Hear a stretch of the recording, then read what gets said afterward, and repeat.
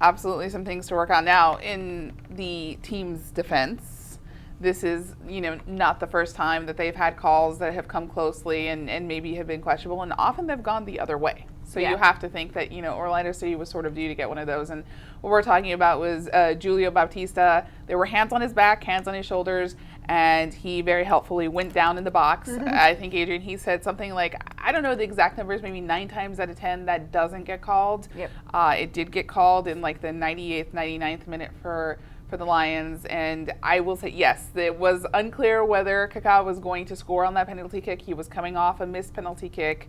It did look a little troubling at first, but he was in great position for the rebound. He would have been in position to put that shot right back in the net if, it hadn't gone his way. So he had that going for him, and heart stopper, but it was very cathartic for it to finally go the team's way. It seemed like a huge thing. So some mixed results for the Pride, one of those heart stoppers as well, and then one slightly more disappointing result. Can you talk about what you saw from the 2 Pride games? Yeah, the Pride games were interesting. I saw a lot of good from the Pride.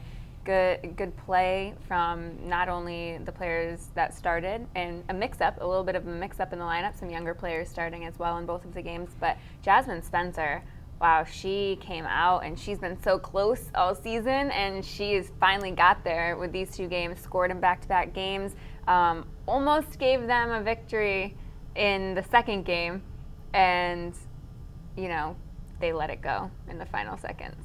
It's really unfortunate because it was by far, I've had the opportunity to watch every single Pride game so far this season. Alicia's been on the road a couple of times and have gone head-to-head with the men. We'd like to work with the NWSL and MLS on scheduling next year so that we can see them all without any conflict. I know that's probably not a priority, but it was their best soccer of the year. Yeah. Best soccer of the year for 70 minutes. Really impressive. Really aggressive. Tom asked them to go out there to be more aggressive this past week. They did so against Houston, but even more so against the Portland Thorns, leader in NWSL. I think there was just a high energy level, a desire, a passion to really push them to show that they could keep up with the best team in the league, and they did so for 70 minutes. Yeah, and Tom even said he thought it was their best play until the last 10 minutes, in which he said he had steam coming out of his ears. Yeah. A gut-wrenching loss for the team to put in that kind of effort and then to have a couple of just lapses on defense, give up 2 goals to a team that really didn't deserve the victory if you look at the whole start of the game. And they had really neutralized some of the biggest threats. It's really funny because the Pride kind of mirrored Orlando City in these 2 games. The first game, they get their stoppage time goal, which Orlando City has been known for. And the second game, they concede 2 late goals, which Orlando City also has been known for. So maybe they're watching each other too closely.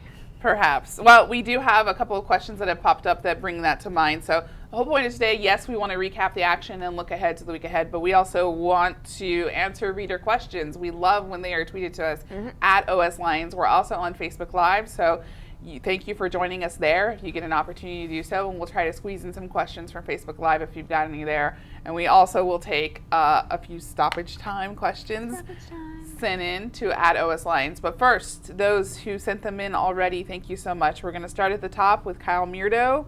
Meards Beards. What's up? Meards Beards. Love him. Any idea on who will play in the Open Cup? Donovan, Haji, Larea, Rivas, Bowden, Da Silva, or mostly guys from OC? We have a couple questions about the Open Cup lineup. It's always exciting. So Orlando City playing Fort Lauderdale Strikers Wednesday, U.S. Open Cup round of 16. Yep. So thoughts on the lineup? All right, lineup's going to be they're going to approach it similarly to the way they approached the last U.S. Open Cup game against Jacksonville, which means kind of a split lineup mixed with bench players, Orlando City B players, and Orlando City starters, maybe some of the guys who didn't get time in this past game, but a lot more OCB players are going to be called up this time, signed to short-term contracts like they signed Tony Rocha last game. So Orlando City coach Adrian, he said short-term contracts to possibly Mikey Ambrose, defender, forward Michael Cox, Tony Rocha, and Devon Garcia.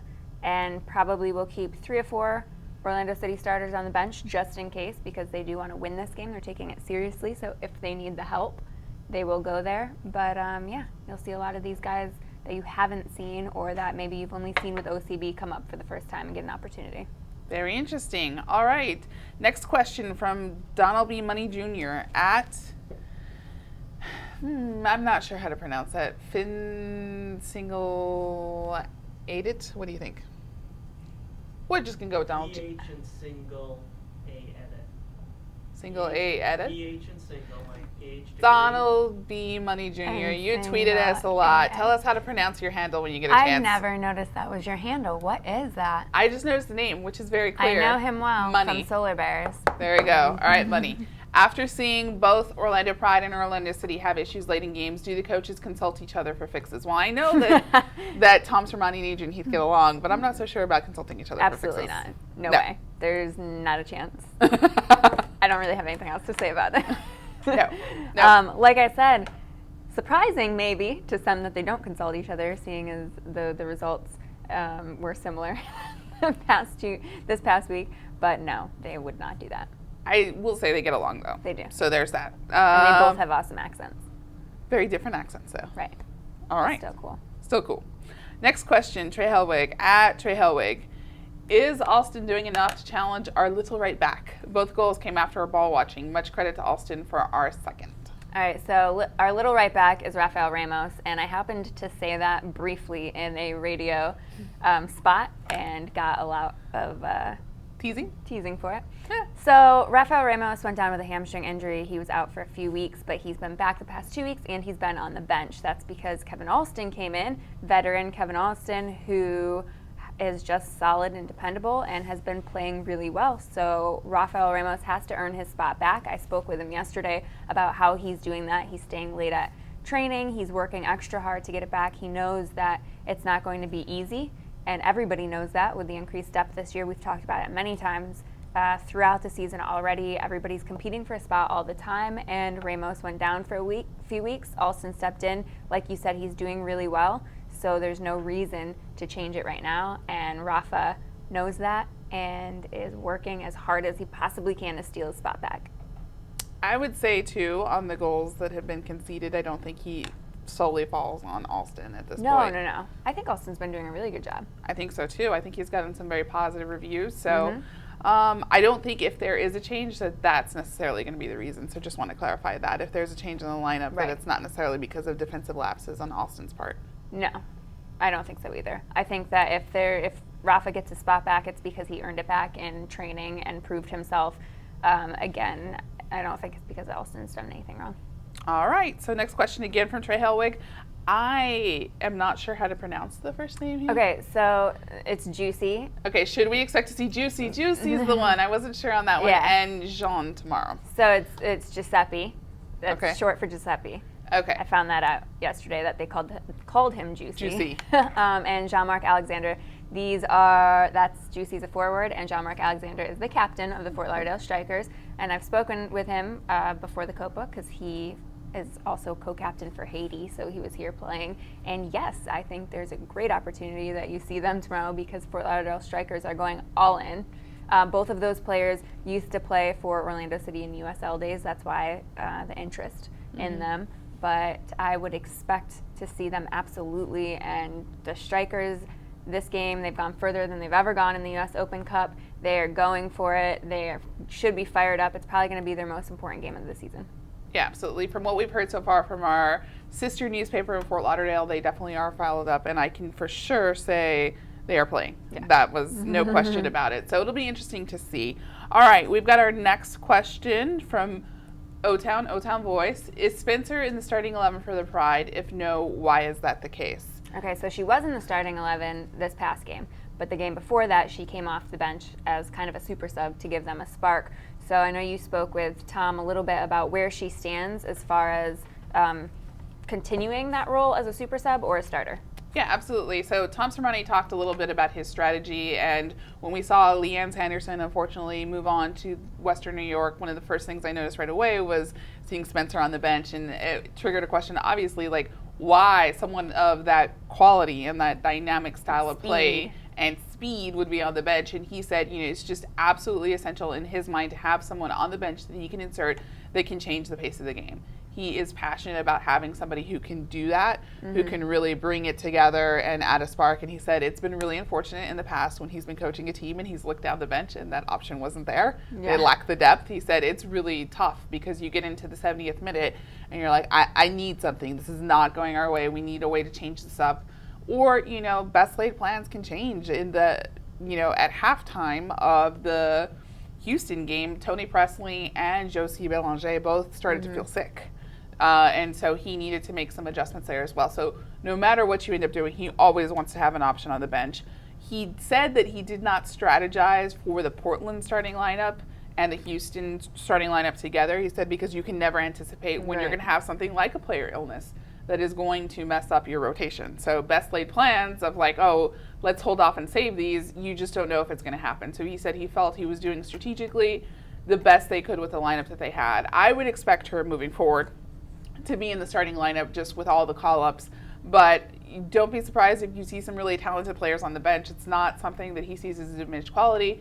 It's just he wants that change of pace option, and I don't think you can necessarily argue with the results after Jasmine came off the bench with Sarah Hagan. The two of them come in and, deliver the game winner. Yep.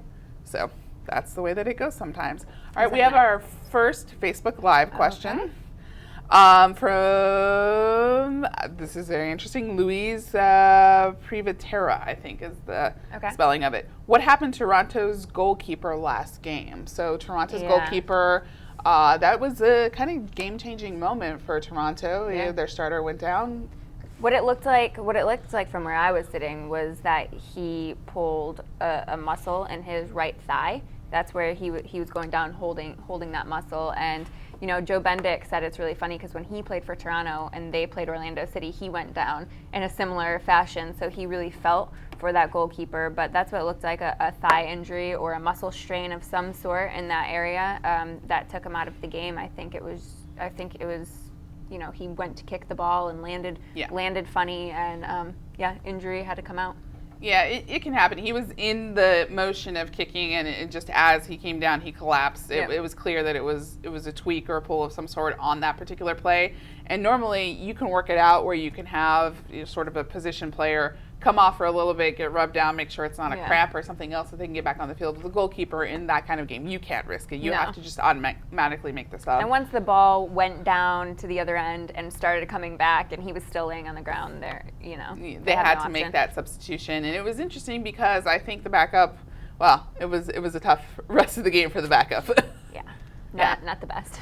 Not the best situation, although I will say I do think Kevin Molino's falling out of bounds backward pass to get that first goal. That was awesome. That would have happened to any keeper, I want to say. I don't see how. They were all in a motion to block the ball from coming right there and did not expect that at all. And then the penalty kick, you had an opportunity to ask Kaká, and I'm not sure he was willing to commit on his secrets of which direction he was going, but this was the first time he changed direction, and he's traditionally gone to the lower corner where the goalkeeper dove.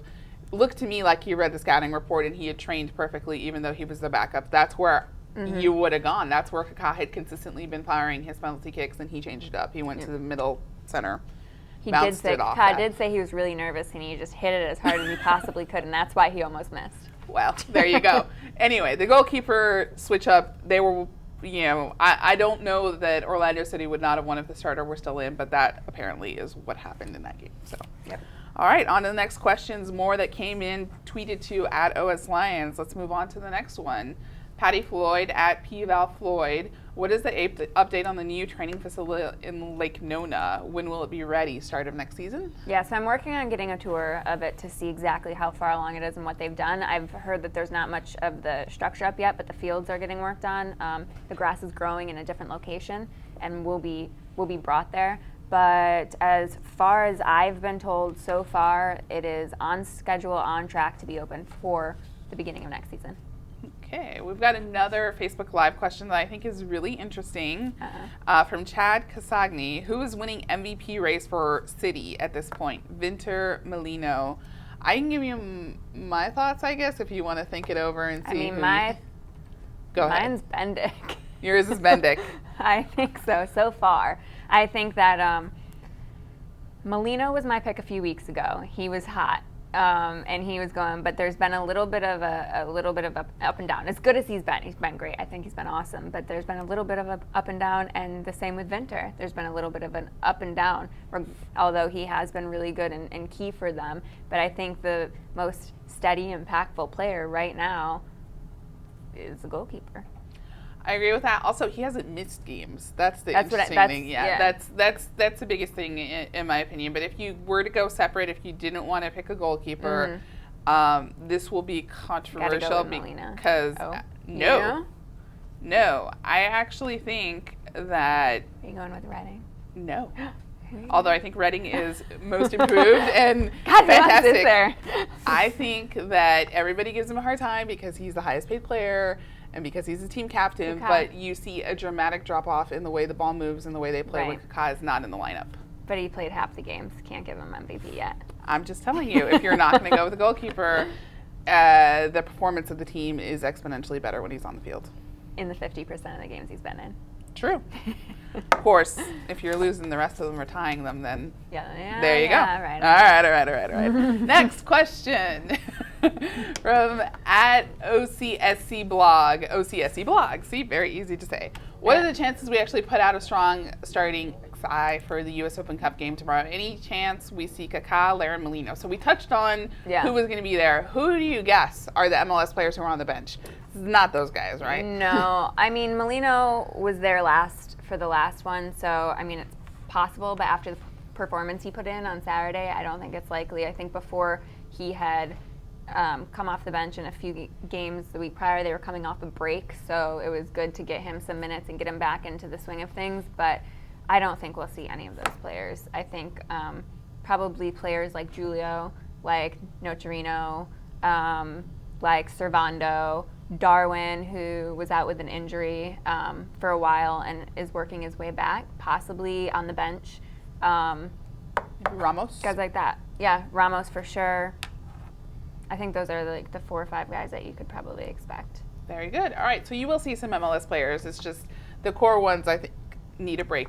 Yep. So there you go. All right, next question coming. Remember, you can tweet @OSLines if you have more questions. We're still going to take a couple more there. We're pleased that you all are joining us on Facebook Live as well. So if you've got any more questions, keep them coming. All right. Sorry about that. Next question. OCSC blog. Again, Nocerino update. Is there really any way he stays with us through the transfer window? We could really use the funds elsewhere. You know, I think there is a good chance he stays through the transfer window because I think having not been with the team for a significant period of time and with as much money as they spent on him, I think it's in their best interest to hang on to him a little bit longer, see if they can develop him to at least more than what he is right now before, getting rid of him. I think they'd lose a lot of money on him if they tried to get rid of him in this transfer window. I'm not saying it's not possible, but I think it's more likely that they try to hang on to him a little longer.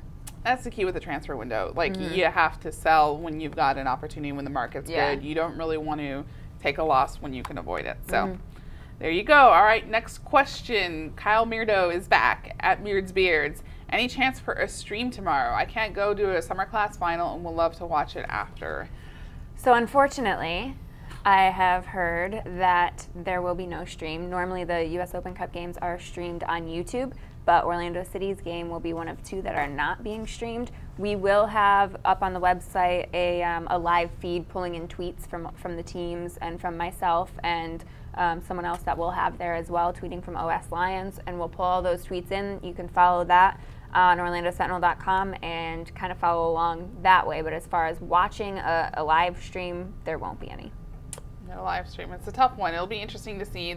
We'll try to bring some match highlights. Yeah. Orlando City sometimes is able to provide those, but it's a tricky one. There's only 2 U.S. Open Cup matches currently not scheduled to be streamed, and this is one of them. Yep. So unfortunate. We have a couple of Facebook Live questions that have rolled in from Greg Crease. Hello, Greg.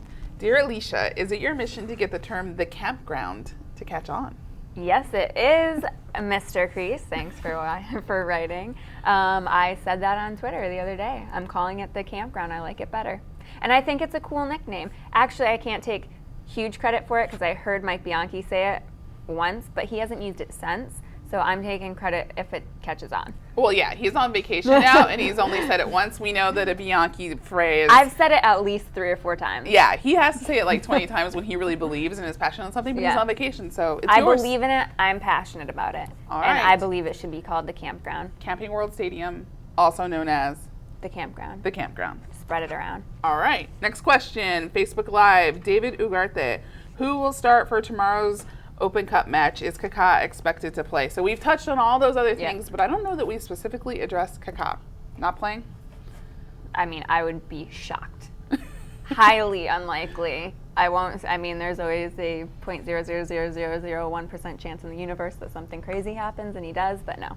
Now, next round, possibility, the further along that they get in the U.S. Open Cup, because of what's available, it's a huge prize at the end of the road, and they do want to take it seriously. So it's just a touch early. Yeah. Soon, though. Soon. All right. Next question via @OSLions.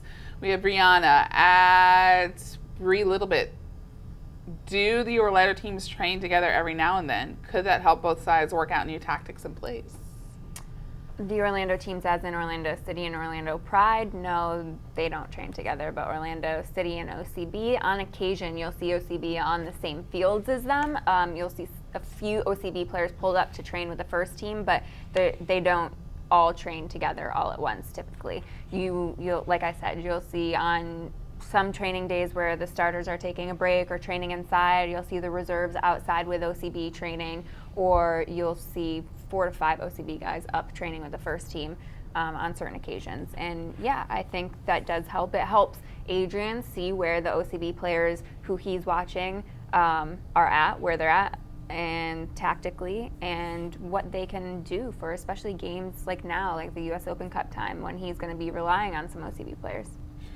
Yeah, informally, there's some very friendly interaction between the Pride, Orlando City, and OCB. So you do see from time to time Ashlyn Harris taking some PKs from both Orlando City and OCB players. OCB more often. They tend up to be on side-to-side fields more often together. And they do spend a ton of time together. They eat together. Eat lots of meals together. Mm-hmm. They spend a lot of time at the training facility together. They do seem to be inspired from time to time from each other's training regimens. I think the younger players in particular look up to both what they see from the veteran Pride players and what they see from the veteran Orlando City players. And there's a goal to try to get some universal habits, good habits, set amongst all the teams all the way through the club. So there is a lot of interaction, but in terms of like tactical coaching, it's just OCB and Orlando City. Yeah. All right. Next next question. Well, this, I think we just wanted to shout out just to say, hey, it's very interesting to see. Always representing my club wherever I go, whether it's the UK or the United States. I want to go with him to the UK, frankly. I want to go with him in the UK. I have a friend in the UK right now. I invited her to my birthday dinner on Friday, and she said, sorry, I can't. I'm in the UK. And I was really jealous. Yeah. Well, it is a good time to go. We've touched on the Brexit in the past, but yes, it is a good time. Rates are good. All right, so we have a couple of stoppage time questions, is my understanding. On, let's take a look. Let's take a look at what we've got. 2 OS Lions. We're checking it out, and we're happy to see more. If you all have any others, last few stragglers through Facebook Live, if you've got any. I'm retweeting 2. All right. One of them I can't quite answer yet, but I will soon. All right, so this is exciting. We've got one that's kind of out there in the Euro Cup. Okay. They're wondering who wins Iceland. Euros. Iceland is going all the way. Do you think that? All right, so we've got a Facebook Live question regarding the Euro Cup. Mark Lovalvo wants to know, is Iceland going all the way? Gosh, I hope so. That would be amazing. Fantastic. I'm also, right. I have a fantasy Euro team. Okay. Did you know that? I did not know that. I have a fantasy Euro team this year, and for my Euro team, I'm hoping France. And I have a Poland forward, so that would be good too. Okay. Yeah. All right. Well, yeah, it's a dream story, and if I can just hear the announcer one more time lose his mind. Did you?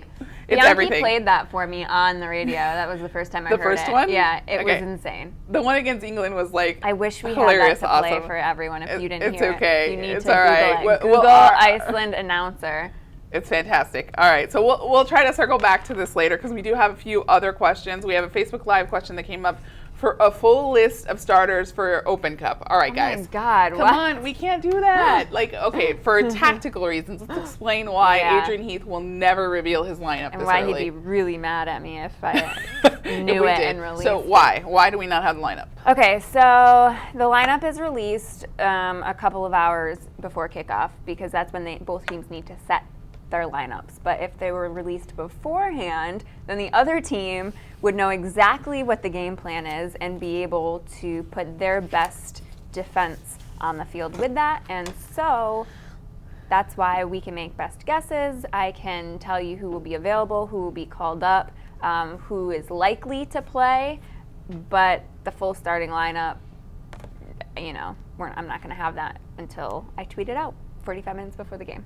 And that's to the advantage of your home club. So it's not a reporting disadvantage. It's just, honor amongst the coaches and sort of moving that along. I basically gave you every single name of the OCB players that are going to be there. So, and every name of the Orlando City players I think are going to be there. Yep. So, all right. So we've got a next question from Zach at Zachary_13_. Anything to the rumor about the Pride getting another goalkeeper? They're definitely going to get another goalkeeper. Yes. When do you think that's going to happen? I would expect that to use the 2-week window before their next game for them to absolutely sign a goalkeeper. As you know, Ashlyn Harris getting called up to the U.S. Olympic team. She's going to training camp. We wish her the very best as she goes along with that.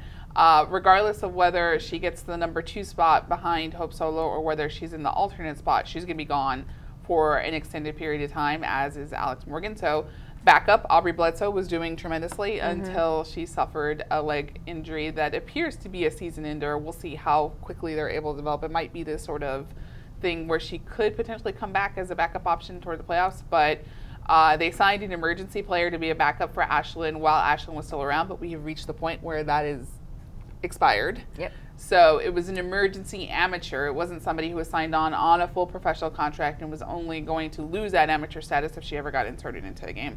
Hasn't happened yet. So they have been actively shopping for quite some time, and I think I would not be surprised to see that goalkeeper Soon. very, very soon. Yeah. So we will be on it as soon as we've got a name for you. But right now they have not finalized that, but they are looking for someone who's capable of holding down the fort.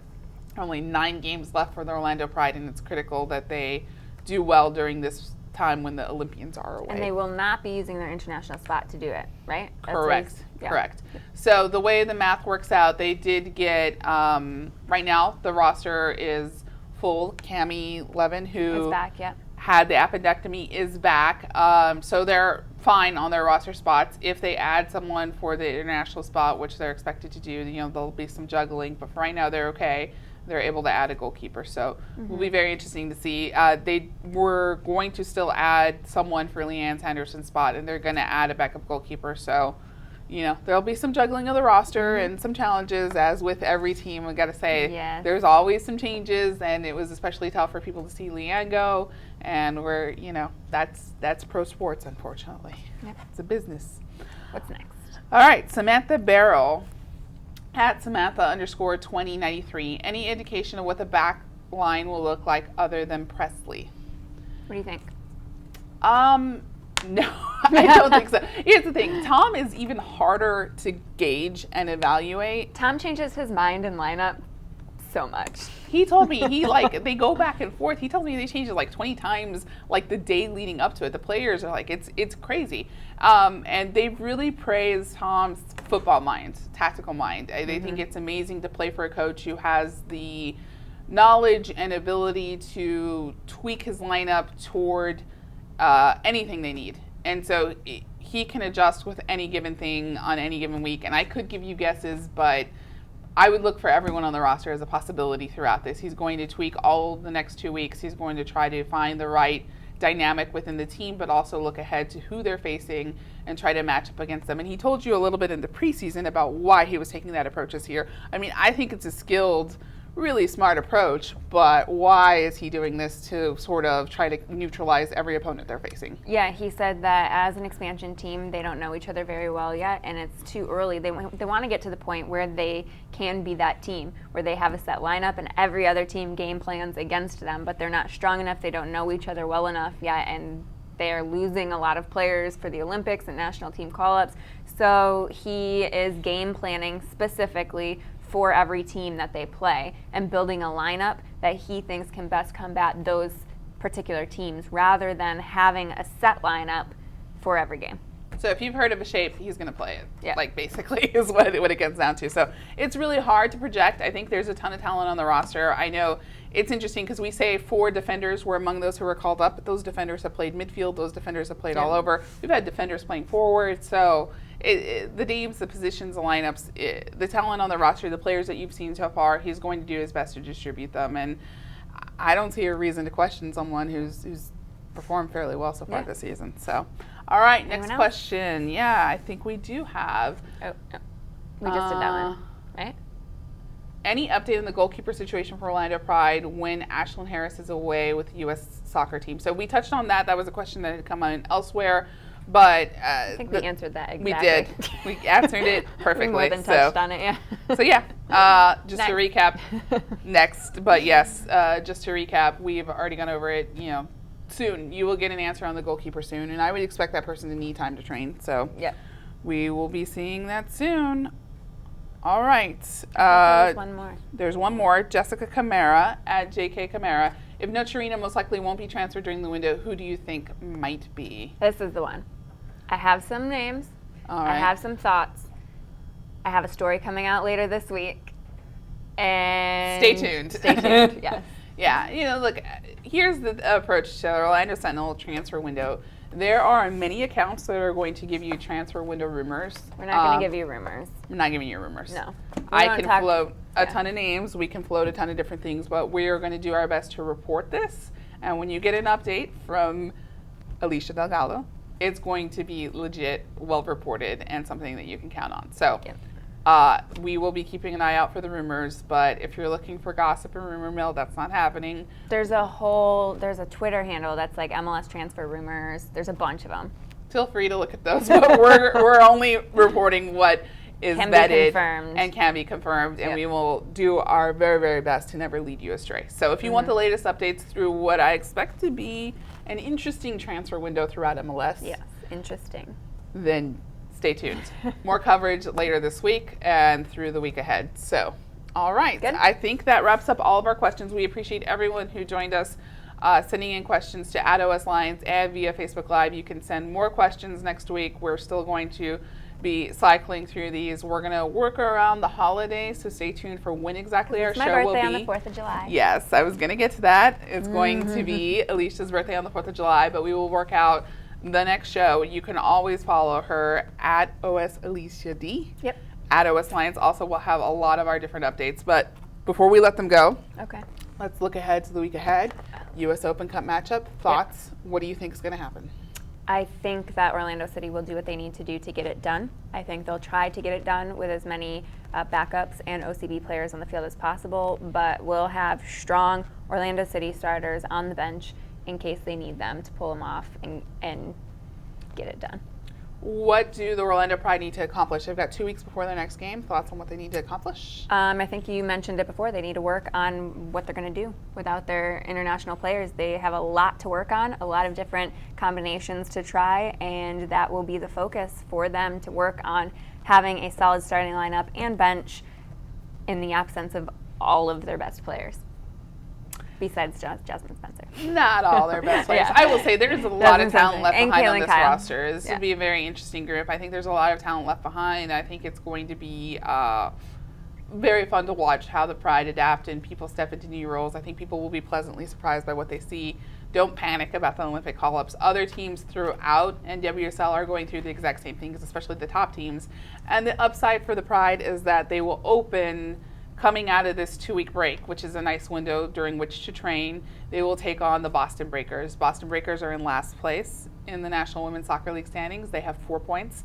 They are coming off a 7-1 loss to Western New York. 7-1. They gave up That's the rough. first hat trick of the season in NWSL. So if you ever wanted a good opportunity to regroup and get some confidence going, the ideal opponent coming out of that kind of a tough loss to Portland is to turn around and Or play to have Boston. a devastating loss. Yeah, well, I think they're going to be pretty fired up for that opportunity. I think you'll see some movement on the goalkeeper situation. I think we'll see some interesting changes all around. And not to forget OCB, I just want to give them a very brief shout out. They're on an excellent run of play. They are. They're doing well. They're doing exceptionally well Montreal win, right? Yep. 3-1. 3-1 win after and playing with 10 men for the last 10 minutes of that game. And, they're doing it after having a really bumpy start during which people were quite concerned that this was just going to be a developmental team and not one that was going to be as competitive. Hat tip to them, and we'll continue to cover them and look at the players who are rising up from that team. Yeah. Haji Berry, Pierre Da Silva, quite a few others who are looking really good and who could work their way into that Orlando City lineup sooner rather than later. So for all the latest on all things Orlando soccer, and an early happy birthday to Alicia Delgado. Thank you. Let's keep following Alicia for all the latest updates. She is going to work through her birthday for you all. I am. To bring you transfer I will news. have my laptop and phone strapped to my side on the 3rd and 4th and 5th and 6th and through my whole birthday. We're going to give that gift to you all. So please keep reading, keep watching, keep sending your questions to @OSLions. With Alicia, I'm Ileana Limon Romero. Thanks for joining us at OrlandoSentinel.com.